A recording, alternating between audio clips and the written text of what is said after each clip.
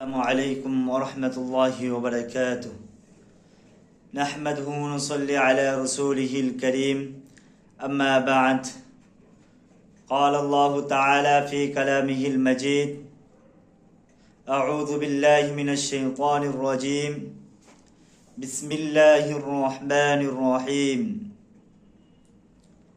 والذين جاهدوا فينا لنهدينهم سبلنا وَإِنَّ اللَّهَ لَمَعَ الْمُحْسِنِينَ।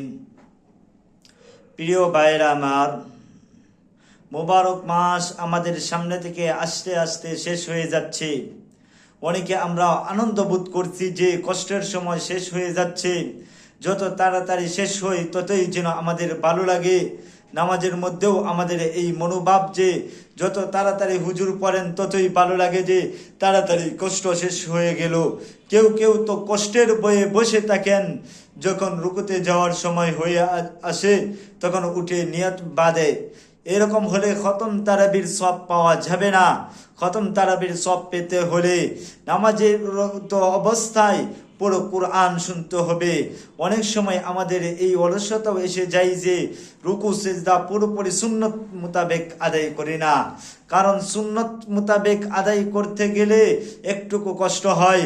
রুকুর মধ্যে মাথা পিঠ কোমর সোজা থাকবে, সিজদার মধ্যে কোনোই মাটি থেকে আলাদা থাকবে, বাহু পাঁজর থেকে আলাদা থাকবে, রান পেটের সাথে মিশতে পারবে না। এইভাবে সুন্নত তরিকায় সিজদা করতে গেলে একটুকু কষ্ট হয়। তাই কোনো রকমের সেরে ফেললেই যেন আমরা বাঁচি। আমরা আর কত সহজ পন্থা তালাশ করব। এই সহজতা পন্থা তালাশ করতে করতেই তো আমাদের জিন্দেগি শেষ হয়ে যাচ্ছে। আমাদের জিন্দেগি আর গঠন হচ্ছে না। কোনো রকম নামাজ সেরে মসজিদ থেকে বের হতে পারলেই হয়। এই যে তাড়াতাড়ি সারার মানসিকতা, কোনো রকম গাছাড়া সেরে যাওয়ার মানসিকতা কত সহজে পারা যায়, এই মানসিকতা আমাদেরকে ইবাদতের ক্ষেত্রে অগ্রসর হতে দেয় না। সাহাবে কেরাম রাদিয়াল্লাহু আনহুমের নামাজ, রাসূল সাল্লাল্লাহু আলাইহি ওয়াসাল্লাম এর নামাজ কত দীর্ঘ ছিল। রাসূল আকরাম সাল্লাল্লাহু আলাইহি ওয়াসাল্লাম এর নামাজ এত দীর্ঘ ছিল যে নামাজে দাঁড়াতে দাঁড়াতে পা মোবারক ফুলে যেত। সেই তুলনায় আমরা কত তাড়াতাড়ি নামাজ পড়ি।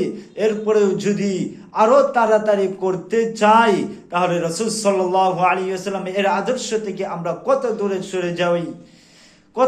সরে যাব। মনকে বুঝাতে হবে যে তাড়াহুড়ার জীবনে যা করেছি, সুযোগ যত গ্রহণ করার করেছি, এখন থেকে আর করব না। এমন থেকে আর সহজতার পন্থা অবলম্বন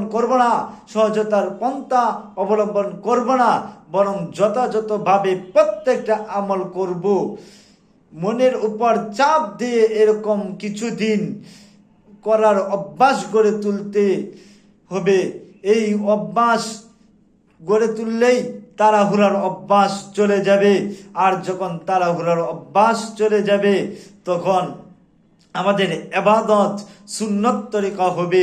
আর যারা মুজাহাদার সাথে এই তাড়াহুড়া না করে তাদের ইবাদত করে জীবনকে গড়ে তোলে, তাদের সম্পর্কে আল্লাহ পাক রব্বুল আলামিন সূরা আনকাবুতের ৭৯ নম্বর আয়াতে বলেন: ওয়াল্লাযীনা জাহাদু ফীনা লানাহদিয়ান্নাহুম সুবুলানা ওয়া ইন্নাল্লাহা লামাআল মুহসিনিন। আল্লাহ পাক রব্বুল আলামিন বলেন,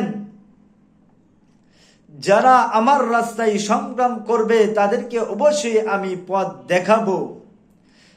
ওয়া ইন্নাল্লাহা লামাআল মুহসিনিন, আর আল্লাহ তো মুহসিনকারীদের সাথে আছেন, মুহসিনিনদের সাথে আছেন।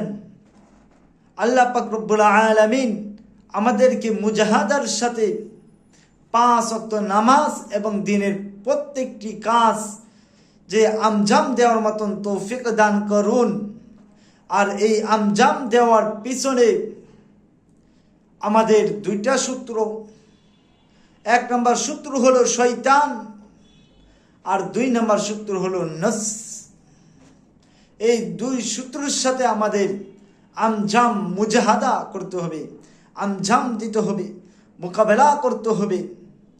যদি আমরা তাদের সাথে মোকাবেলা করে আমাদের জিন্দেগিকে গঠন করতে পারি, তাহলে আল্লাহ পাক রব্বুল আলামিন যে সূরা আনকাবুতের ৭৯ নম্বর আয়াতে বলেছেন, ওয়াল্লাযীনা জাহাদু ফীনা লানাহদিয়ান্নাহুম সুবুলানা ওয়া ইন্নাল্লাহা লামাআল মুহসিনিন।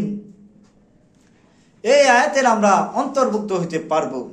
আল্লাহ পাক রব্বুল আলামিন আমাদেরকে আমল করার তৌফিক দান করুন। ওয়া আখিরি দাওয়ানা আলহামদুলিল্লাহি রাব্বিল আলামিন।